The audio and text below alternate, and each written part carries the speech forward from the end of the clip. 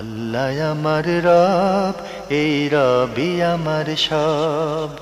দামে দামে তন মনে তারি অনুভব।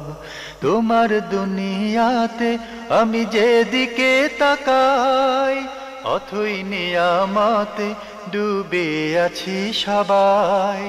পাক পাখালির গানে শুনি তসবি কলো রব, তসবি কলো রব। আল্লাহ আমার রব, এই রবি। আসসালামু আলাইকুম, আলহামদুলিল্লাহ, আসসালাতু ওয়াসসালাম আলা রাসূলিল্লাহ। প্রিয় দর্শক, আপনারা যারা দেশে আছেন প্রবাসে, সবাইকে জানাই অনেক অনেক প্রীতি ও শুভেচ্ছা। শুরু হলো এনটিভি আয়োজিত এবং লাভ হেলো নিবেদিত অনুষ্ঠান আপনার জিজ্ঞাসা। আপনাদের সাথে আছি আমি জয়নুল আবেদিন আজাদ। আর আপনাদের মনে জাগা প্রশ্নের জিজ্ঞাসার জবাব দিচ্ছেন বিশিষ্ট আলেম ডক্টর মোহাম্মদ সাইফুল্লাহ। আসসালামু আলাইকুম ওয়া রাহমাতুল্লাহি ওয়া বারাকাতুহু। প্রিয় দর্শক, চলুন তাহলে জিজ্ঞাসার জগতে। শুরুতে একটি ইমেইল পাঠিয়েছেন ফাহিম চৌধুরী, খিলগাঁও, ঢাকা থেকে। লিখেছেন, আজানের জবাব দেওয়া কি সুন্নাতে মুআক্কাদা? আজানের জবাব দেওয়ার বিষয়টি নিয়ে আমাদের ইখতিলাফ রয়েছে। কেউ ওয়াজিব বলেছেন, কেউ সুন্নাহ বলেছেন। সুন্নাহ এই বক্তব্যটি বেশি শক্তিশালী, তবে এর ফজিলত থেকে বোঝা যায় যে এটি অত্যন্ত গুরুত্বপূর্ণ। কোনো সন্দেহ নেই, আজানের জবাবের যে ফজিলত রাসূলুল্লাহ সাল্লাল্লাহু আলাইহি ওয়াসাল্লাম বলেছেন, সেখান থেকে বোঝা যায় এটি খুবই গুরুত্বপূর্ণ একটি কাজ। যদিও ওলামায়ে কেরামগণ সুন্নাহ বলেছেন, বাকি সুন্নতে মুআক্কাদা যেটা, এটাই মিনিংয়ের দিক থেকে অথবা মানের দিক থেকে, স্ট্যান্ডার্ডের দিক থেকে এটা ওয়াজিবের পর্যায়ে। আমরা জানলাম বিষয়টি সম্পর্কে। প্রিয় দর্শক আরও লিখেছেন, ইকামতের জবাব দেওয়া কি বাধ্যতামূলক? আমাদের দেশে ইকামতের বাক্যগুলো দুবার করে বলে থাকে এবং তাড়াতাড়ি বলার কারণে প্রতিটি বাক্যের উত্তর করাটা কঠিন হয়ে যায়। প্রতিটি বাক্যেরই কি জবাব দিতে হবে বা কিভাবে জবাব দিতে হবে জানাবেন? একামত এবং আজান দুইটি একই হুকুম। সেক্ষেত্রে একামতের জবাব আপনি শব্দগুলো শুনলে জবাব দিতে পারবেন, কোনো অসুবিধা নেই। আর কে বলছে আপনাকে একামত জরুরি? একামত যেই কন্ডিশনে আমাদের একামতগুলো দেওয়া হয়, সেটা দুইবার বলতে পারেন, তিনবার করে বলতে পারবেন। অনেকে লম্বা লম্বা করে দেন, এটা কোনো বিষয় না। এটা হচ্ছে একেবারে সাধারণ বিষয়। একামতের শব্দগুলো শুনে আপনি সাথে সাথে সেটাকে রিপিট করতে কোনো ধরনের বাধা নেই। আরও লিখেছেন, সালাতে তাশাহুদ পড়া অবস্থায় কেউ যদি দেখে ইমাম চলে আসছেন বা এসেছেন, তাহলে দরুদ ইব্রাহিম না পড়ে কি শুধু সাল্লাল্লাহু আলাইহি ওয়াসাল্লাম পড়তে পারবে? না, ইমাম আসলে যে সালাম ফিরাতে হবে এটা কে বলেছে? ইকামত দেওয়ার পরে সালাম ফিরাবেন, ঠিক না?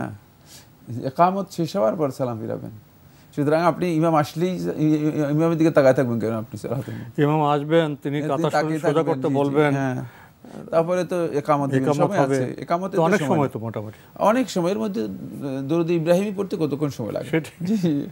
এই প্রশ্নগুলো বাস্তবের সমস্যা নয়, প্রশ্নগুলোর মধ্যে জটিল, মনে হচ্ছে যেন কেমন আছে। এটা কি বলা যায়? আসলে বাস্তব সমস্যা নয়, কোনো বাস্তবতার সাথে এটা অনেক সময় আমাদের ব্যবস্থাপনা বা মানসিক সমস্যার বিষয়। জি, বাস্তবতার সাথে কোনো মিল নেই এগুলো।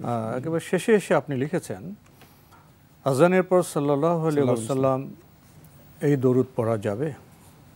সাল্লাল্লাহু আলাইহি ওয়াসাল্লাম দরুদটা পড়তে পারেন, কিন্তু সাল্লাল্লাহু আলাইহি ওয়াসাল্লাম হচ্ছে উত্তম, হচ্ছে আল্লাহুম্মা সাল্লি ওয়া সাল্লিম ওয়া বারিক আলা মুহাম্মদ, এতটুকু পড়তে পারেন, এটা সবচেয়ে উত্তম। আর যদি আপনি দেখেন যে দরুদ ইব্রাহিম পড়তে পারেন, অসুবিধা আপনি চাচ্ছেন কি? ফাঁক চাচ্ছেন, এই তো। ফাঁকের কোনো দরকার নেই। আল্লাহ এবং তার রাসূলের সাথে ফাঁক কিসের? কি ফাঁক তালাশ করতেছেন এখানে? সাল্লাল্লাহু আলাইহি ওয়াসাল্লাম বলে বেঁচে যাচ্ছে। কিন্তু না, যদি আপনি দরুদ ইব্রাহিম পড়েন, হাদিস দ্বারা সাব্যস্ত হয়েছে সর্বশ্রেষ্ঠ দরুদ, সেই মর্যাদা, সেই ফজিলত লাভ করতে পারবেন। তাই কোনো ভাই যদি ফাঁক তালাশ করেন ইবাদতের ক্ষেত্রে, বুঝতে হবে যে তিনি শয়তানের কোনো প্ররোচনার মধ্যে আছেন।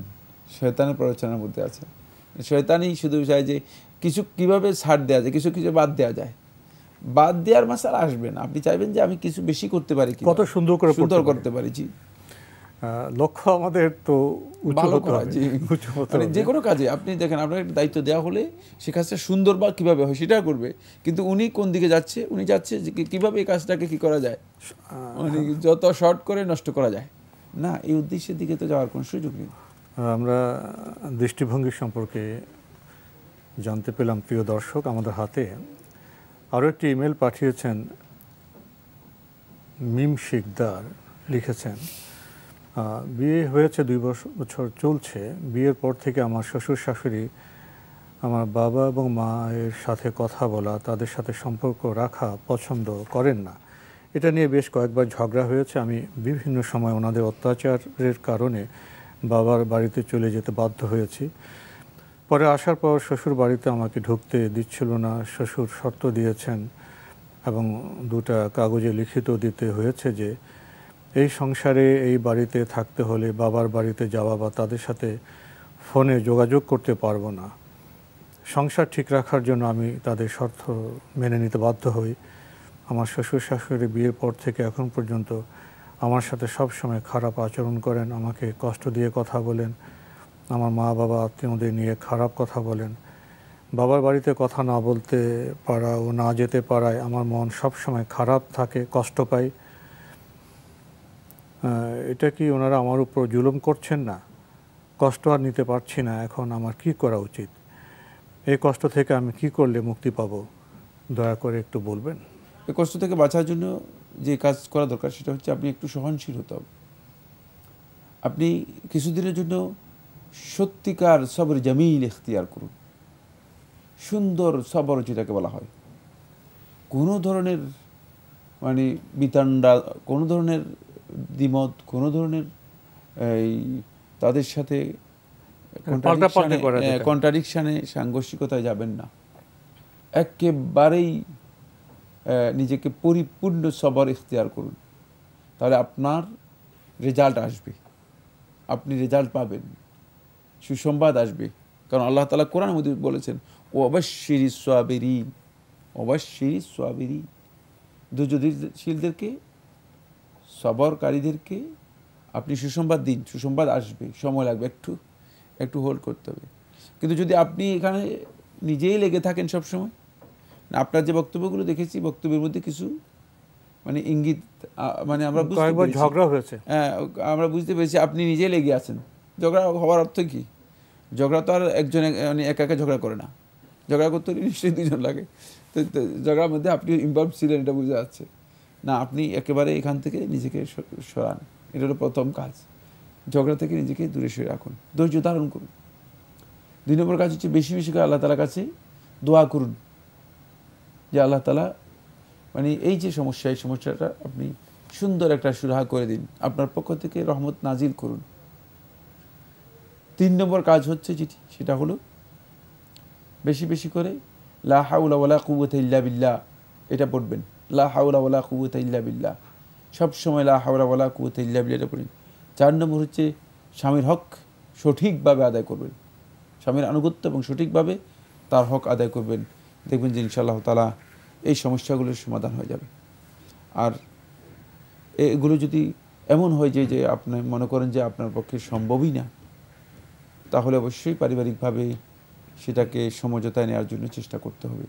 কিন্তু বাস্তব অবস্থা তো আর আমরা বলতে পারবো না, এই চিঠি থেকে আমরা বাস্তব অবস্থা। আমরা যদি এখানে যে বর্ণনা থেকে কথা বলছি আমরা, তো আপনি তো এই মহিলার দায়িত্ব সম্পর্কে, করণীয় সম্পর্কে বললেন, পরামর্শ দিলেন, কিন্তু ওনার শ্বশুর যে আচরণ করতেছেন, একটা মেয়ে যেখানে লালিত পালিত হয়েছে বাবা মার কাছে, সেখানে যেতে পারবে না, তাদের সাথে ফোনেও কথা বলতে পারবে না, এই যে একটি চিন্তাধারা, এটা কেমন? ওটা আমরা বলতে পারবো না, কারণ হচ্ছে উনার কথা আমরা এই বর্ণনার ভিত্তিতে আমরা কথা বলতেছি। বর্ণনা দিচ্ছি, যদি কেউ এমন করেন, যদি কেউ এমন করেন না, তার এই কাজটা ভুল, কোনো সন্দেহ নেই। কিন্তু সে কেন করছেন, কি জন্য করছেন, আমরা তো আসলে ওখানে যেতে পারবো না, ওটা আমাদের যাওয়ার সুযোগ নেই। হতে পারে যে এমন কোনো আচরণ করেছেন যে আচরণের কারণে তিনি মানসিকভাবে মানে বিধ্বস্ত হয়েছেন, মনে করছেন যে এদের সাথে যোগাযোগ করা, কারণ মানুষ তো, ওই বিষয়গুলো এখানে আসবে, অবশ্যই আসবে। আমরা জানলাম বিষয়গুলো সম্পর্কে। প্রিয় দর্শক, আমাদের হাতে আরও একটি ইমেল, এটি পাঠিয়েছেন আনোয়ার হোসেন কুমিল্লার মনোহরগঞ্জ থেকে। লিখেছেন, আমি নিচের সবগুলো তথ্য কি সহিহ হাদিস বা কোরআন মজিদের সাথে অন্তর্ভুক্ত এবং সঠিক কিনা জানালে খুশি হব। আপনি অনেকগুলো বিষয় বর্ণনা করেছেন, আজকে তো আমরা কয়েকটি বলতে পারবো। একজন মুসলিম হিসেবে মৃত্যু আসার আগেই আপনার পরিবারকে যে সমস্ত বিষয়ে ওসিয়ত করে যাবেন, মানে ওনার এই ওসিয়তগুলো হাদিস বা কোরআন অনুযায়ী সঠিক কিনা, যেমন মসজিদের মাইকে আমার মৃত্যুর খবর বলবেন না। এই ওসিয়ত সঠিক, এই ওসিয়ত সঠিক, কারণ মসজিদের মাইকে মৃত্যুর সংবাদ দেওয়া যায় দিন। আমাদের প্রচলিত সমাজে অনেক কাজ মানুষের মধ্যে এই ব্যাপকভাবে প্রচলিত হয়ে আছে। বর্তমান পরিস্থিতির মধ্যে দেখা যায় যে মসজিদের মধ্যে লোক একজন হারিয়ে গেছে, হারানোর সংবাদ, লোক একজন মারা গেছে, শোক সংবাদ। মসজিদের মাইক এই কাজের জন্য নয়, মসজিদে এই কাজে ব্যবহৃত হবে না। সুতরাং আপনি এই ওসিয়ত করতে পারেন এবং এই ওসিয়ত শুদ্ধ। জি, লিখেছেন, আমার মৃত্যুর সংবাদ শুনলে পড়ুন ইন্না লিল্লাহি ওয়া ইন্না ইলাইহি রাজিউন। না, এই ওসিয়ত শুদ্ধ নয়। মৃত্যুর সংবাদ শুনলে লোকেরাই এমনি যদি তারা মুসিবত মনে করে থাকেন, ইন্না লিল্লাহি ওয়া ইন্না ইলাইহি, এটা ওসিয়ত করা প্রয়োজন, এটা ওসিয়তের বিষয় নয়, এটা ওসিয়তের বিষয় নয়। আরও লিখেছেন, জি, আমার মৃত্যুকে অকাল মৃত্যু বলবেন না, কারণ আমি আমার নির্ধারিত রিজিক ভোগ করে ফেলেছি। এটা আকীদার বিষয় একেবারে, এটা ওসিয়তের সাথে জড়িত নয়, কিন্তু ওসিয়ত করতে পারেন। অকাল মৃত্যুর প্রশ্নই আসে না। এই প্রশ্ন তো এটা যিনি বলবেন তিনি তার আকীদাই ঠিক হয় নাই। জি, মৃত্যু যখন তখনই তো তখনই হয়েছে, তার আকীদাই ঠিক হয়ে গেছে। লিখেছেন, আমাকে নিয়ে বিলাপ মাতম করবেন না, কারণ এটা সুন্নাহ বিরোধী কাজ। এই কথা সঠিক, একেবারেই সঠিক। জি, এটা ঠিক আছে। এই ওসিয়ত লিখেছেন, সঠিক। আমার মৃত্যুতে 40 কুলখানি করবেন না, কারণ এটা স্পষ্ট বিদআত। এই ওসিয়ত সঠিক, এই ওসিয়ত একেবারেই সঠিক। জি, আপনি আরও অনেকগুলো বিষয়ে ওসিয়ত করে গেছেন। আমরা ইনশাল্লাহ পরবর্তী পর্যায়ে এই বিষয়ে কথা বলার চেষ্টা করব। দেখছিলাম প্রিয় দর্শক, আমাদের হাতে একটি চিঠি, যিনি লিখেছেন নাম প্রকাশে অনিচ্ছুক, আগের চিঠি প্রশ্ন রয়ে গিয়েছিল। লিখেছেন, আমি 22-23 বছর আগে আমার রমজান মাসে বাচ্চা হয়েছিল, তাই রোজাগুলো করতে পারিনি। আর তখন আমি নামাজ ও রোজা নিয়ে খুব একটা সচেতন ছিলাম না। এখন আমি রোজাগুলো করার চেষ্টা করছি। আমার স্বামী করতে দেয় না, তাই তাকে না বলে লুকিয়ে 1-2টা করে করছি। যদি এই রমজানের আগে শেষ করতে না পারি, তাহলে কি পরের বছর করতে পারবো? পারবেন, ইনশাআল্লাহ পারবেন। তবে উত্তম হচ্ছে মানে যদি যত দ্রুত সম্ভব করে দিতে পারেন। কতটি রোজা সেটা উল্লেখ করেন নাই, মানে সর্বোত্তম হচ্ছে যত দ্রুত আল্লাহ তাআলার হকটুকু আদায় করেছেন ততই ভালো। বাকি আপনার স্বামীকে আপনি এটা বোঝানোর জন্য চেষ্টা করুন, লুকিয়ে না রেখে বিষয়টা বোঝানোর জন্য চেষ্টা করুন যে এটা আমার ফরজ, মানে আমি কেন ফরজ সিয়াম পালন করব না। ফরজ সিয়াম পালন করার জন্য তাকে যদি বুঝাতে পারেন সেটা সবচেয়ে ভালো। আরও লিখেছেন, আমার স্বামী রমজান মাসে রোজা ছাড়া অন্য কোনো নফল রোজা করতে দিতে চান না। আমার খুব ইচ্ছে সোম ও বৃহস্পতিবারে রোজা করব, কিন্তু করতে পারি না। অনেক কষ্টে আমাকে মাসের 3টা রোজা করার অনুমতি দিয়েছেন। এখন আমার কি করণীয়? করণীয় কিছুই নেই, যেহেতু তিনি অনুমতি দেন নাই নফল সিয়ামের জন্য। আপনি আল্লাহ তাআলার কাছে দোয়া করুন, আর নফল সিয়াম যে 3 দিনের অনুমতি দিয়েছে সেই 3 দিন পালন করুন। অবশ্যই নিয়তের জন্য আপনি অবশ্যই সওয়াব পাবেন। আপনার ইচ্ছা আছে কিন্তু আপনার স্বামী আপনাকে দিচ্ছে না, এই কাজটা স্বামীকে আপনি বুঝাতে পারেননি। 2 নম্বর বিষয় হচ্ছে আপনার স্বামীর এক্ষেত্রে সবচেয়ে বড় বিচ্যুতি আছে। আল্লাহর ইবাদত থেকে বাধা দেওয়া এই কাজটি কোনো ইমানদার ব্যক্তির কাজ নয়। তাকে কোনো যোগ্য আলেমের মাধ্যমে বোঝানোর জন্য চেষ্টা করুন। জানি না তিনি কেন মানে বাধা দিচ্ছেন। সংসার জীবনে কত চিত্র। জি জি, কোনো স্বামী স্ত্রীকে ধর্মের পথে আনতে পারছেন না। এখানে চিত্র হলো স্ত্রী ধর্ম পালন করতে চান, স্বামী অন্যরকম, বিচিত্র চিত্র। আল্লাহ আমাদের হেদায়েত করুন। প্রিয় দর্শক, আমাদের হাতে আরও একটি ইমেল পাঠিয়েছেন মোহাম্মদ আলী কুমিল্লা থেকে। লিখেছেন, আজ নিজেকে প্রশ্ন করলাম কিভাবে জীবনযাপন করতে হবে। আমার পুরো রুম থেকে উত্তর এলো। ছাদ বলল চিন্তাভাবনা উঁচু রাখো, এসি বলল মাথাটা সবসময় ঠান্ডা রাখো, পাখা বলল কাজের মধ্যে ঘুরতে থাকো, ঘড়ি বলল সময়ের মূল্য দিতে শেখো, ক্যালেন্ডার বলল অতিরিক্ত পরিশ্রম করো, পার্স বলল ভবিষ্যতের জন্য সঞ্চয় করো, আয়না বলল নিজের প্রতি যত্নবান হও, দেওয়াল বলল অন্যের কষ্ট ভাগ করে নাও, জানালা বলল স্বপ্নের পরিধি বৃদ্ধি করো, মেঝে বলল মাটির সঙ্গে মিশে থাকো, দরজা বলল অন্যকে ভালোবাসতে শেখো। আমার এই চিন্তা ভাবনা করাটা কি ঠিক হলো? এগুলো ইসলামই তো আমাদেরকে শিক্ষা দিয়েছে। ইসলামে অনেকগুলো বক্তব্য ইসলাম দ্বারা সাপোর্ট করা। সুতরাং আপনি জানলা থেকে শিখতে যাবেন কেন, দরজা থেকে শিখতে যাবেন কেন? এই ধারণাগুলো আমাদের মধ্যে কাজ করা বেশি অতি ভাবনা, অতি কল্পনা। মানে এই প্রশ্নটাই কল্পনা জগতের প্রশ্নের মতো। আমরা তো প্রত্যেকটা জিনিস শিক্ষা নিচ্ছি কোরআন এবং হাদিস থেকে। ইসলাম প্রত্যেকটা জিনিস আমাদেরকে শিক্ষা দিয়ে দিয়েছে। তা আমি জানালার কাছে যাই শিখতে যাবো কেন? আমি আয়নার কাছে কি শিখবো? না আয়না আমার কাছ থেকে শিখবি নাকি আমি আয়নার কাছ থেকে শিখবো? মানুষ এগুলোর চেয়ে এই জড়জগৎ থেকে মানুষ অনেক বেশি জ্ঞানী। মানুষদেরকে বিবেক দিয়েছে কেন? আল্লাহ তাআলা বিবেক দিয়েছে যেহেতু ইসলাম যে ইনস্ট্রাকশন দিয়েছে, যে দিক নির্দেশনা দিয়েছে, সেখান থেকে মানুষ জ্ঞান নেবে। আমরা তো এগুলো তথ্য, বেশিরভাগ তথ্যই কোরআন এবং হাদিস থেকেই পাই, প্রশ্নই আসে না। তারপরেও আপনি এটা একটা কল্পনা করেছেন, এক ধরনের কল্পনা, এই কথাই বলবো যে এটা একটা এক ধরনের কল্পনা। শেষে আপনি লিখেছেন, বড় বড় ঘুষখোর দুর্নীতিবাজরা যখন হজে গিয়ে শয়তানকে পাথর মারে তখন শয়তান বলে, কিরে ভাই রক্তের সাথে বেইমানি, এরকম ভাবা কি ঠিক? কত কথা, শয়তান তো আগুনের আর মানুষ তো হচ্ছে মাটি, এক রক্ত নয় তো, রক্তের বেইমানি করবে কোত্থেকে? আর 2 নম্বর হচ্ছে ঘুষখোর, সুদখোর, অপরাধী। আর শয়তান খুব ভালো করে খেয়াল করেন, শয়তান হচ্ছে কাফের, শয়তান হচ্ছে মালউন, আল্লাহর রহমত থেকে বিতাড়িত ব্যক্তি। মানে একজন অপরাধীকে কাফেরের সাথে তুলনা করা এই কাজটি সঠিক নয়। এরপরের মাসআলা যেটা, সেটা হচ্ছে ওখানে শয়তানের পাথর মারার কোনো বিষয় নেই। মানে শয়তান তো ওখানে পাথর মারা হয় তাকে, সেখানে একটা স্তম্ভ আছে, জামারা বলা হয় তাকে, ওই স্তম্ভে পাথর মারা হয় তাকে। স্তম্ভে পাথর মারাটা হচ্ছে আনুগত্য ইসলামের বিধানের, এটা শয়তানের পাথর মারা নয়। সুতরাং আপনার মধ্যে ওই আপনার ভাবনা আগে যেটা ছিল কল্পনা জগতের, ওই কল্পনা জগতের ভাবনা আপনি আবার আল্লাহর বিধানের মধ্যেও নিয়ে এসেছেন, এই কাজটাও সঠিক হয়নি। বাকি কোনো সন্দেহ নেই, মানে কেউ যদি ক্রিমিনাল হয়, অপরাধী হয়, কারাপ্টেড হয়, দুর্নীতিবাজ হয়, হারাম কাজের সাথে সম্পৃক্ত হয়, মানে সেই ব্যক্তি যদি ভালো কাজ করে শয়তান আনন্দিত হয় না। আপনি ভুল করেছেন, আপনি ভুল বুঝেছেন। আল্লাহ রাসূল সাল্লাল্লাহু আলাইহি ওয়াসাল্লাম বলছেন সবচেয়ে কষ্ট পায় শয়তান, কারণ এই শয়তান দেখতে পায় যে এর এতদিন পর্যন্ত আমি খারাপ কাজে রেখে দিলাম, কিন্তু আজকে তো সে ভালোর দিকে চলে যাচ্ছে। হতে পারে যে হেদায়েতের রাস্তা তার জন্য উন্মুক্ত হয়ে যেতে পারে, হেদায়েতের রাস্তা খুঁজে পেলে সে আর কোনোদিন বিভ্রান্তির পথ ধরবে না। এই জন্য শয়তান সেখানে সবচেয়ে বেশি কষ্ট পায়। শয়তানের কান্না আসে, শয়তান সেখানে বিলাপ করে। আপনি পুরা উল্টা মানে থিম নিয়েছেন, যেহেতু রাসূলুল্লাহ সাল্লাল্লাহু আলাইহি ওয়াসাল্লাম এই ব্যাপারে কী বলেছেন সেটা আপনি জানেন না। হতে পারে যে সে ব্যক্তি হজে গিয়ে তওবা করে তারপরে ফিরে এসেছেন, আল্লাহর রাস্তায় ফিরে এসেছেন।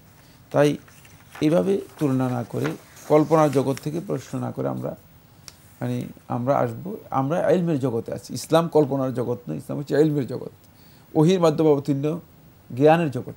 এর উপর আমরা থাকবো, এর বাইরে যাব না। জি, তো আজকে আমাদের এখানে শেষ করতে হচ্ছে। আপনাকে অনেক ধন্যবাদ। আপনাকে অনেক ধন্যবাদ। প্রিয় দর্শক, আমরা দেখছিলাম এনটিভি আয়োজিত এবং লাভ হিলো নিবেদিত অনুষ্ঠান আপনার জিজ্ঞাসা। আমাদের অনুষ্ঠান আপনারা এনটিভি অনলাইনেও দেখতে পারবেন, ভিজিট করুন www.ntvbd.com। এছাড়া ইউটিউবে এবং ভেরিফাইড ফেসবুক পেজে অনুষ্ঠান দেখতে পারবেন। শেষে এসে আমাদের ভাই যেভাবে প্রশ্ন করলেন, ঘুষখোর, দুর্নীতিবাজ, হজে গিয়ে শয়তান পাথর মারে ইত্যাদি ইত্যাদি ইত্যাদি, উপলব্ধি করা যায় আমরা এখনও ধারণার ভিত্তিতে কথা বলি। একটু কষ্ট করে আমরা জ্ঞানের কাছে যেতে চাই না, ফলে আমাদের প্রশ্নগুলো অনেক সময় সঠিক হয় না। আসুন আমরা ধারণা থেকে বের হয়ে একটু কষ্ট করি, আমরা জ্ঞানের চর্চা করি, এবং যেখানে সে থেমে যাব তখনই আমরা প্রশ্ন করব, সে প্রশ্ন সুন্দর হবে।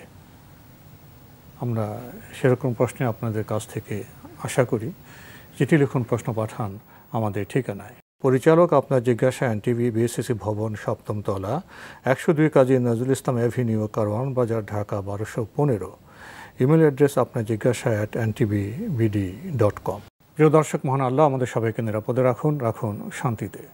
আসসালামু আলাইকুম। আল্লাহ আমার রব, এই রবি আমার সব, দামে দামে তুন মনে তারি অনুভব। আল্লাহ আমার রব, এই রবি আমার সব।